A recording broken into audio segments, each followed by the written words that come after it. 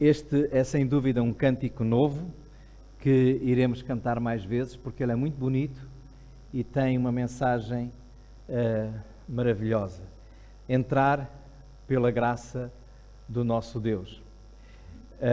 Eu estava a olhar para os irmãos e estava aqui a pensar realmente nesta grandiosa graça. Lembrava-me de um outro coro que nós cantamos muitas vezes aqui, que é aquele que diz: de todas as tribos, povos e raças, muitos virão te louvar. E nós podemos estar na presença do Senhor vindo e tendo origens diferentes. Aliás, aqui à frente os irmãos já perceberam que temos um português com um pouquinho de sotaque americano, já tivemos um português com um sotaque espanhol das Honduras, não de Espanha. Agora vão ter uma pregação, já não tenho sotaque, mas a origem é do Alentejo, é um português alentejano. Portanto, nós temos aqui gente de Angola, Guiné, Cabo Verde, Colômbia, então tantas origens. Só pela graça podemos estar unidos em Cristo. E isto foi o que Jesus nos veio trazer. Isso foi o que Jesus veio fazer de todos nós um povo só. O seu povo santo. Irmãos, é realmente uma bênção podemos participar desta comunhão. Na semana passada falei-vos sobre algumas evidências da fé genuína, da fé cristã, baseado em Hebreus no capítulo 10. Só para recordar, lembramos que as mensagens que temos estado a dar nos últimos domingos, baseadas no livro de Hebreus, elas começam, e este livro começa por nos falar da superioridade de Cristo, da grandeza daquilo que Ele é, sendo o próprio Deus, mas também da grandeza daquilo que Ele veio fazer, daquilo que Ele nos veio oferecer pela graça. E realmente Ele nos veio trazer salvação, vida eterna. E a possibilidade, e aqui veio então os três aspectos que falámos na semana passada. A possibilidade de, pela fé, nós sermos chamados seus filhos. E isso evidencia-se, isso mostra-se. Os verdadeiros filhos de Deus podem ser conhecidos e podem saber como está a sua fé na forma como vivem alguns aspectos. E nós salientámos aqui três. A intimidade que temos com Deus é um deles. A nossa vida de oração. Aquilo que o nosso irmão Ken referiu agora mesmo, a possibilidade que temos, que nos foi dada, de podermos entrar na sua presença, ter intimidade com Ele. E se nós negligenciarmos isso, se nós não tivermos prazer na intimidade com Deus, então talvez a nossa fé tenha que ser testada, tem que ser reconsiderada.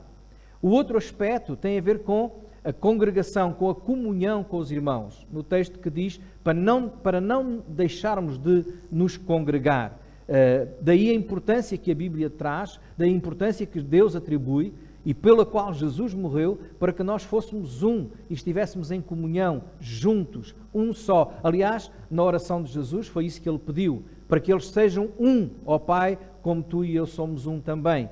Então, o negligenciar ou desprezar a comunhão, o tempo em que vivemos como igreja, é evidência da nossa fé e até mesmo do estado da nossa fé. Um outro aspecto que foi falado foi sobre a santidade, a maneira como nós lidamos com o pecado. Se temos prazer no pecado, se não nos arrependemos, continuamos longe daquilo que é o plano de Deus para a nossa vida, a vontade de Deus para a nossa vida, que é viver vidas santas, vidas consagradas, então essa é uma evidência também do estado da nossa fé. E falando sobre o pecado, nós falámos na semana passada, e na última mensagem que demos, que iríamos voltar a este assunto. E isto porquê? Porque quando nós pensamos na carta aos Hebreus, temos que pensar nos cristãos daquela época. O que é que eles estavam a viver, o que é que eles estavam a passar e o que é que estava a acontecer na igreja. E o que estava a acontecer era que realmente muitos estavam a abandonar a fé por várias razões e a voltar à sua vida antiga. Muitos diziam crer, diziam e até viveram entre a comunidade cristã, mas a sua vida agora estava a demonstrar que eles não perseveraram, não foram perseverantes na sua fé. A perseverança na fé é ela mesmo a evidência de fé. Perseverar na fé é uma evidência de fé. A Bíblia diz-nos que aquele que perseverar até ao fim será salvo. E porquê? Porque o salvo é aquele que tem fé. E quem tem fé é perseverante até ao fim. Não é por perseverar que vai ser salvo. É por ser salvo. É por ter fé que vai ser perseverante.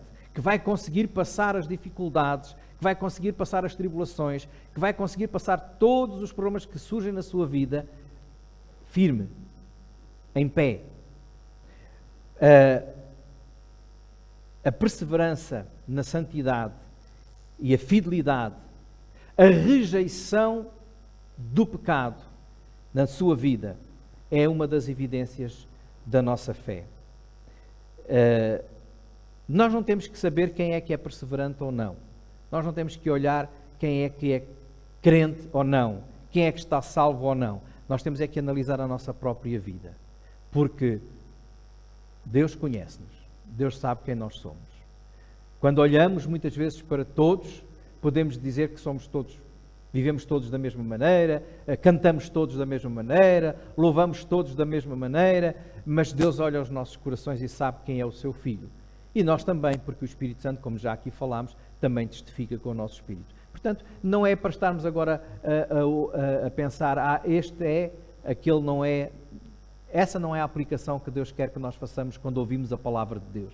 A aplicação é olhando para cada um de nós. E é isso que nós queremos fazer hoje, falando sobre o pior dos pecados.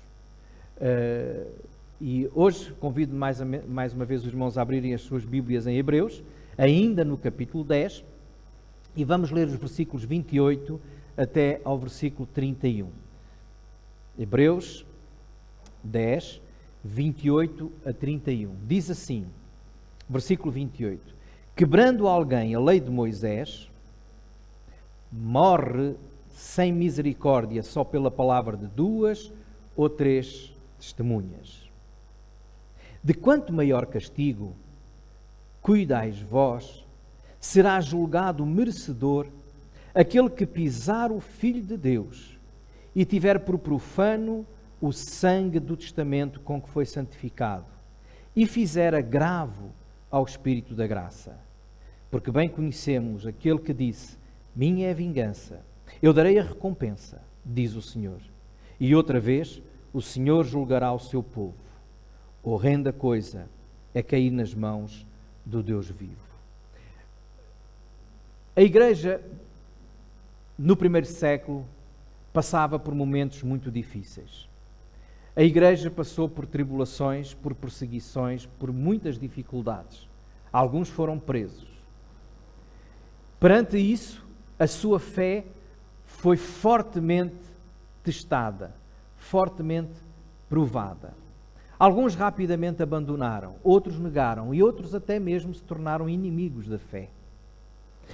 E quando isso está a acontecer, é necessário lembrar algumas coisas àqueles irmãos. Ou talvez não eram irmãos. E é isso que nós vamos ver agora aqui. O pior dos pecados. Eu peço aos irmãos, porque este é um assunto que tem trazido às vezes muita confusão. Peço aos irmãos que fiquem comigo, não se dispersem, sobretudo aqueles que gostam de andar a passar a Bíblia para a frente e para trás, não façam isso, porque além de distraírem os outros, não se concentram naquilo que estão a ouvir. Então, quero pedir-vos que ouçam aquilo que aqui está a ser agora dito por quem escreveu, inspirado por Deus, estas palavras. Os irmãos já ouviram falar aquilo que Jesus disse quando Jesus falou que todos os pecados têm perdão, menos um. A blasfémia contra o Espírito Santo. Ora, nós vamos entender o que é que realmente é a blasfémia contra o Espírito Santo. E mais, pode um crente, um filho de Deus, blasfemar contra o Espírito Santo? Vamos tentar responder a essa pergunta, olhando aqui para o pior dos pecados. Ele está a ser aqui referenciado. esse pior pecado, está aqui a ser referenciado no livro de Hebreus. Vejam o versículo 29. Antes do versículo 29 diz que a lei antes dizia que aquele que quebrasse a lei tinha um castigo forte.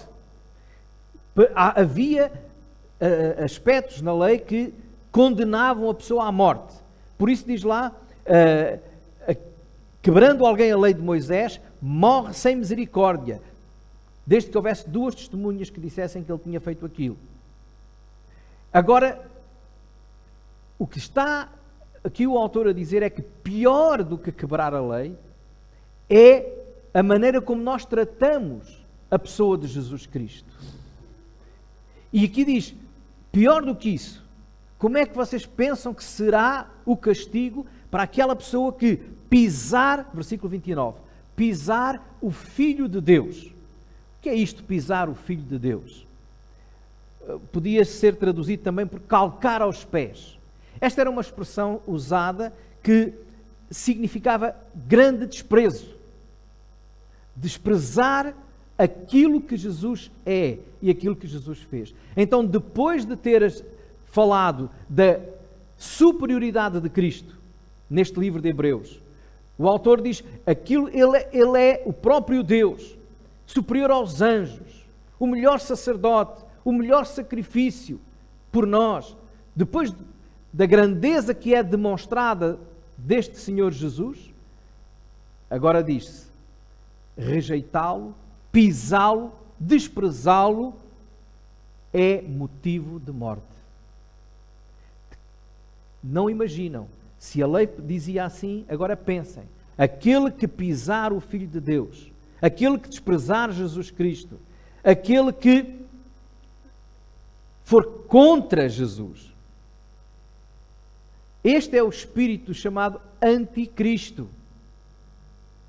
Na igreja primitiva havia algumas pessoas, alguns que estiveram dentro da igreja, mas que depois se tornaram verdadeiros anticristos.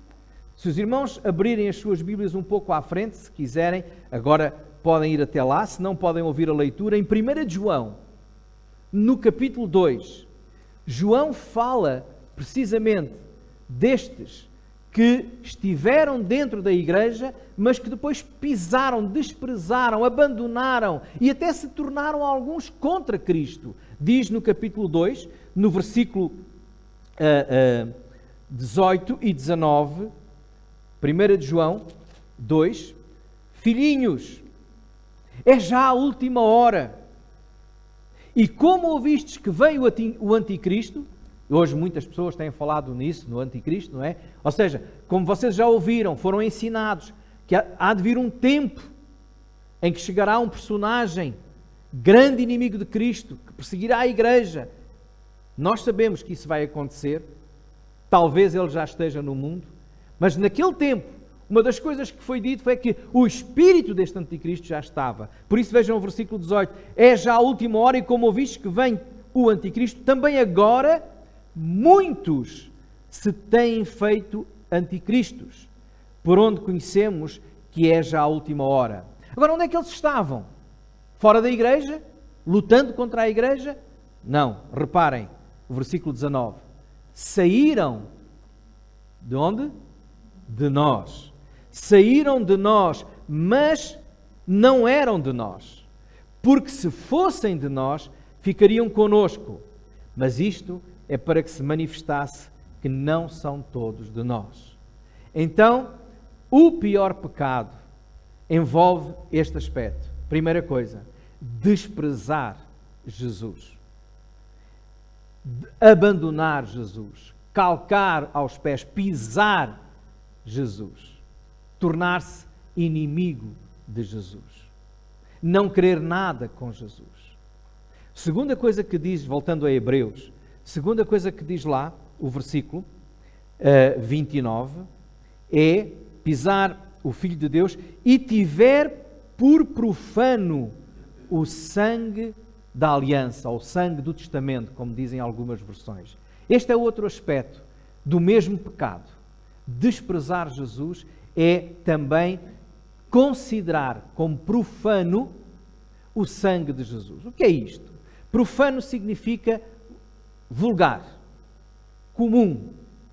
Ou seja, toda aquela pessoa que considera que a morte de Jesus não foi pelos seus pecados, não foi para a sua salvação, foi uma morte como outra qualquer. Realmente ele era um bom homem. Não foi compreendido. E os maus daquele tempo mataram-no. Como mataram muitos outros. Foi mais um dos mártires. Não. Isso é uma parte. Porque quem matou Jesus não foram eles. Fui eu. Porque Jesus foi à cruz pelo meu pecado. Pelo teu pecado. Por isso nós fomos os culpados. E isso torna a morte de Jesus uma morte invulgar, diferente. Não é uma morte como outra qualquer.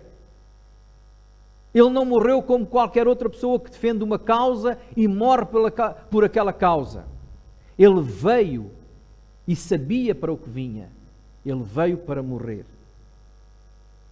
Rejeitar que Jesus morreu pelos nossos pecados, morreu no meu lugar, negar que a ação purificadora, santificadora do sangue de Jesus na nossa vida é o pior dos pecados.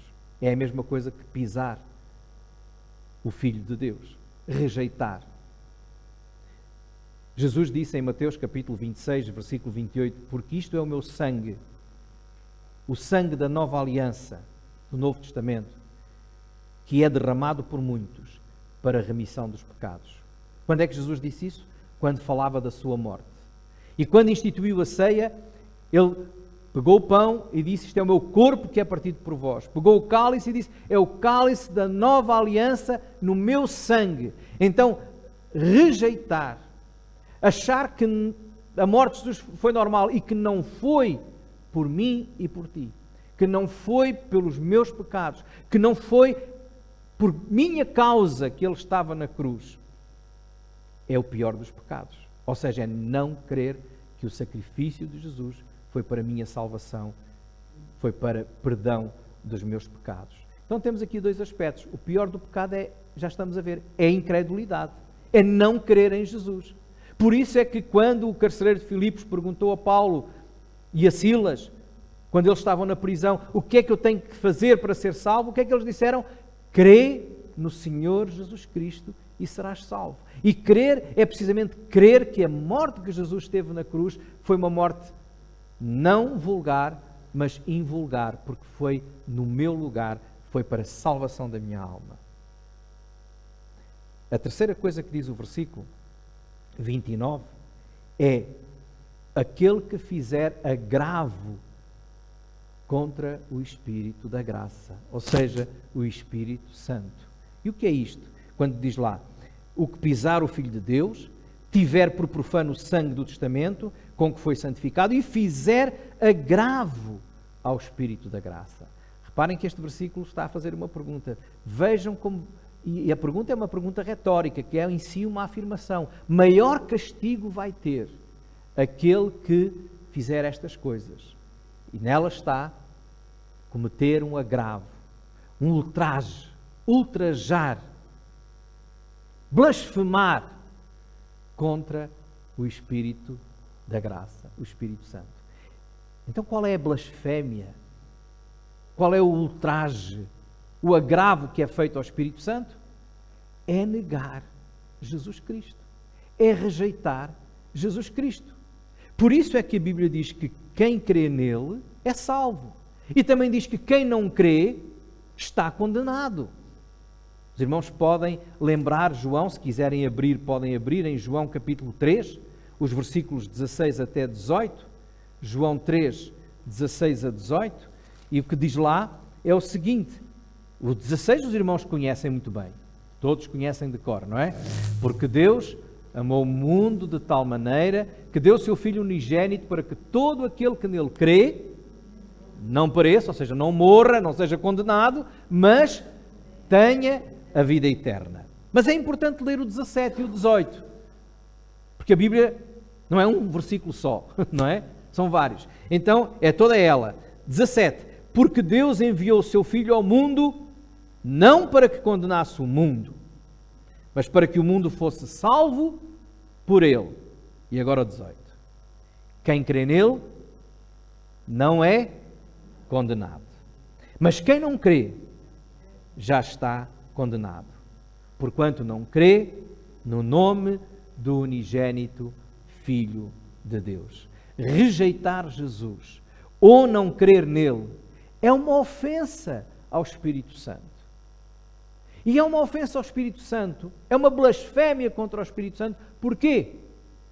Porque no capítulo 16 do Evangelho de João, no versículo 8, Jesus diz que o Espírito Santo, que vai ser enviado para convencer o mundo, para nos convencer do pecado, da justiça e do juízo.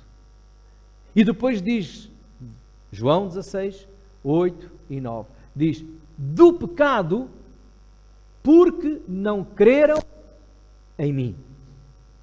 O maior pecado, irmãos, o pior pecado é não crer em Jesus. Alguém que não crê em Jesus, alguns creem na figura histórica, alguns creem no bom homem, tal como Nicodemos, bom mestre, mas ainda faltava ali qualquer coisa além disso. Jesus é mais do que um bom mestre. Jesus é mais do que um bom homem. Jesus é o próprio Deus que se fez homem. E uma vez feito homem, humilhou-se, diz a Bíblia, até à morte. E morte na cruz. E Ele fez isto por mim e por ti. Crer em Jesus é a única forma de sermos salvos. Não crer é o pior dos pecados. E este pecado é uma blasfémia contra o Espírito Santo. Porquê? Porque é o Espírito que nos convence do pecado. Do pecado porque não creem em mim. É o que diz a Bíblia. Então pode o verdadeiro crente cometer este pecado? Não. Ora, se ele crê, se ele confessa Jesus, ele não pode cometer este pecado. Este pecado é cometido por todos até ao momento em que se arrependem e creem. E muitos, às vezes, que estão na igreja e que se afastam, como diz em João, eles saíram porque não eram. Ou seja, eles não deixaram de ser. Eles nunca foram. Há muitas pessoas que pensam que são crentes, que imitam os crentes, que até procuram viver como crentes. E alguns até, sinceramente. O que é que falta? Um coração verdadeiramente arrependido e transformado. O que Jesus disse a Nicodemos foi: é necessário nascer de novo.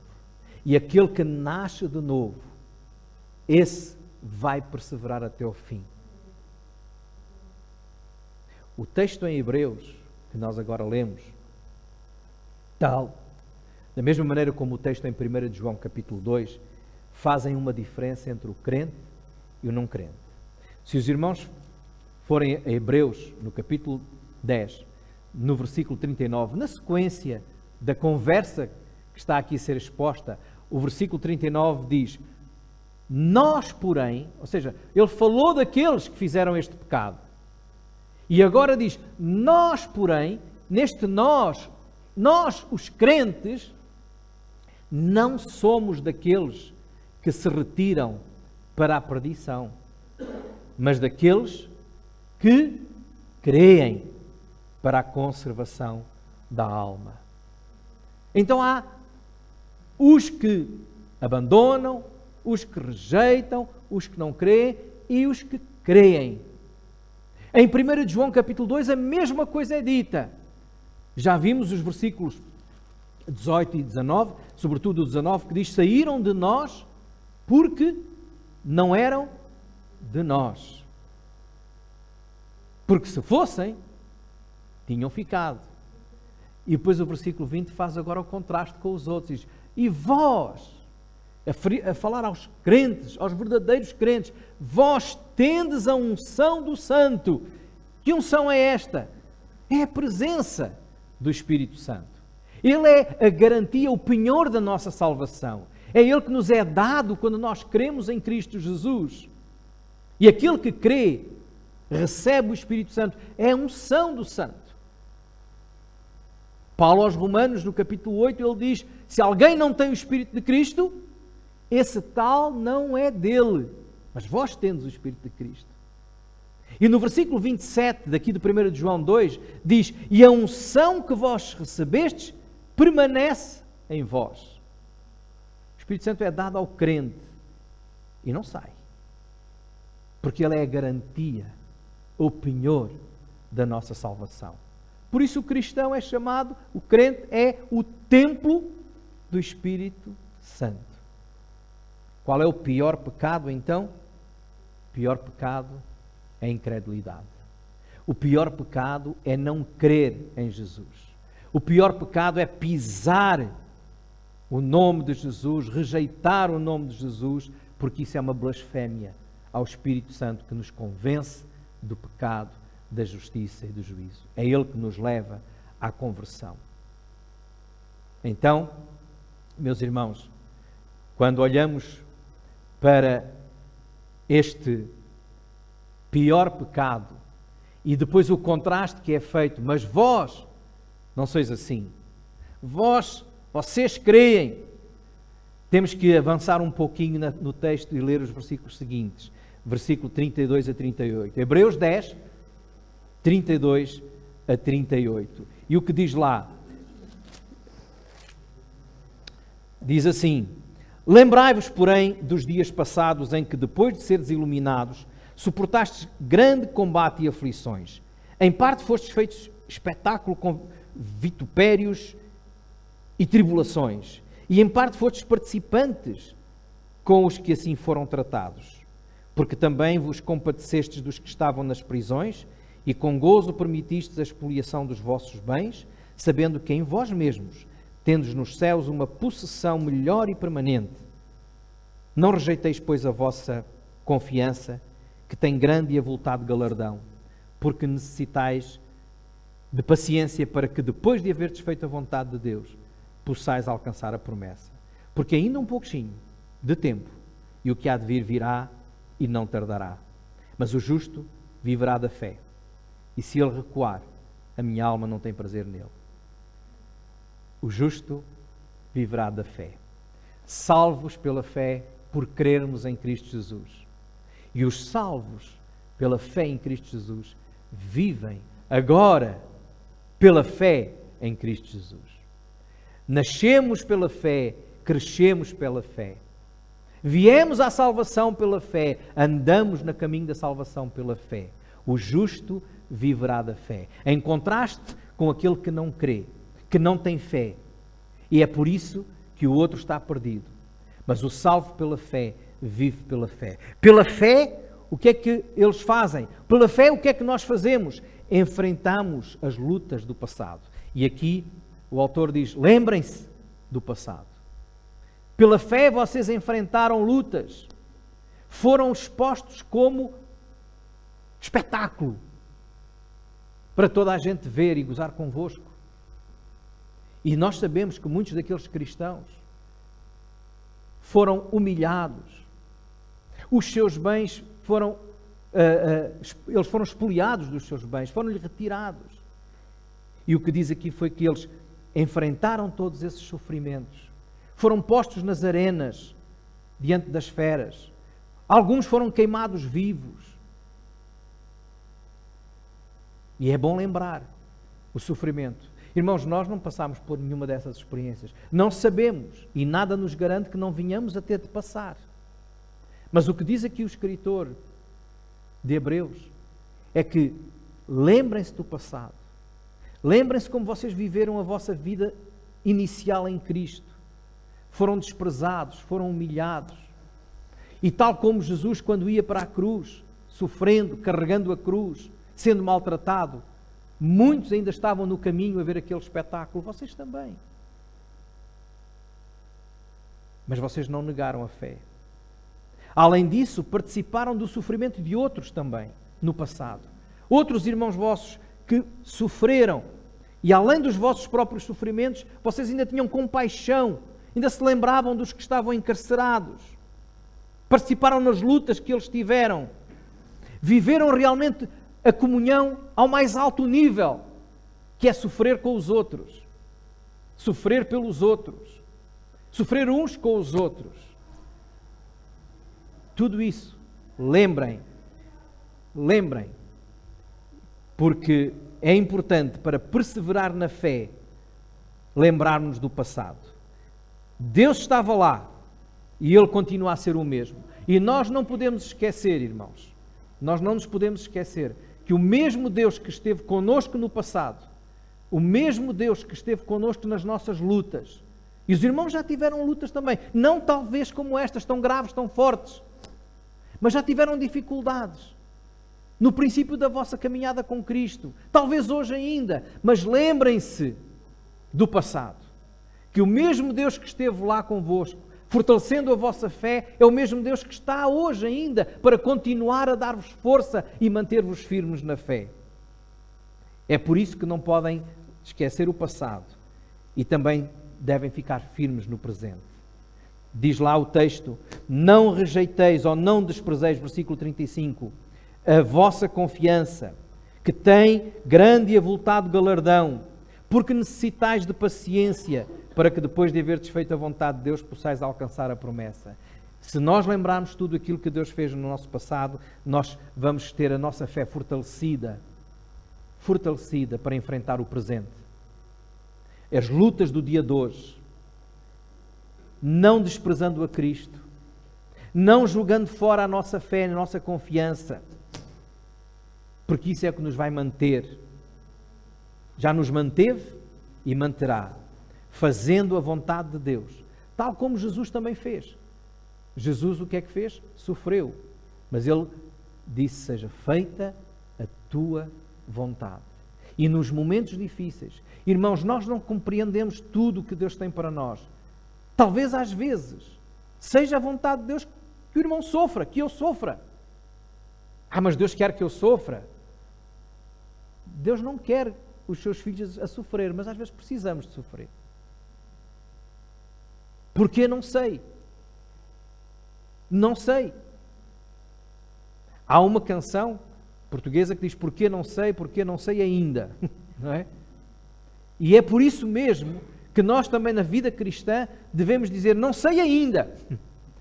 E pela vontade de Deus, pelo amor de Deus, pela graça de Deus, talvez um dia eu venha a entender. Por isso é que é aqui o terceiro aspecto.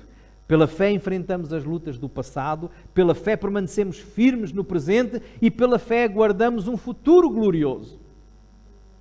Porque diz lá que nós vamos alcançar a promessa, teremos um galardão grande, avultado, um pouquinho de tempo, e o que há de vir, virá. Um pouquinho de tempo. Eu sei, irmãos, para nós quando estamos a sofrer, um pouquinho de tempo é muito tempo. Mas o que é isso comparado com a eternidade? O que é isso comparado com o tempo que jamais acabará na glória e na presença de Deus? Com paciência, aguardamos aquilo que o Senhor tem para nós. Este texto, irmãos, que acabamos de ler, mostra-nos como nós podemos avaliar e analisar a nossa fé, a nossa espiritualidade. Minha pergunta é: será que estamos firmes em Cristo? Será que eu estou firme em Cristo? Será que o irmão está firme em Cristo? Vivendo uma fé genuína, perseverante? Pense bem. Como é que nós nos sentimos? Como é que você se sente? Como é que eu me sinto quando passo por grandes tribulações, por grandes dificuldades? Será que desejo abandonar a Cristo? Será que perco a alegria da minha salvação? Será que digo: é melhor desistir? Isto não vale a pena? Ou fico firme, buscando mais e mais a Deus? Como é que eu vivo as dificuldades e as lutas que tenho de passar? E até mesmo as lutas dos meus irmãos. Sofro com eles? Ou simplesmente lamento, tenho pena? ou estou sofrendo com eles ou ali ao lado deles? Irmãos, nos tempos em que nós vivemos, nós podemos ser impedidos mais cedo ou mais tarde do que aquilo que nós imaginamos de adorar ao Senhor, de servir ao Senhor. E a minha pergunta é: estás firme, preparado para esses dias? Como é que está a tua fé? Vamos orar. Senhor nosso Deus e nosso Pai, nós damos-te graças pela Tua Palavra. Damos-te graças, Senhor, pela salvação que Tu nos concedeste em Cristo Jesus. E te rogamos, Senhor, que Tu fortaleças a nossa fé, dia a dia, para que na hora da provação, na hora da tribulação, possamos ficar firmes, amando-te e servindo-te, glorificando o Teu nome e aceitando, Senhor, com alegria as tribulações, com gozo, sem perdermos o gozo da nossa fé, firmes em Ti. Sabemos que somos fracos, por isso rogamos, Senhor, a força do Teu Santo Espírito para podermos ficar firmes em Cristo e na nossa fé. Alimenta, Senhor, a nossa espiritualidade, a nossa comunhão contigo, pelo poder do Teu Santo Espírito, a cada um de nós, pois nós te rogamos em nome de Jesus. Amém.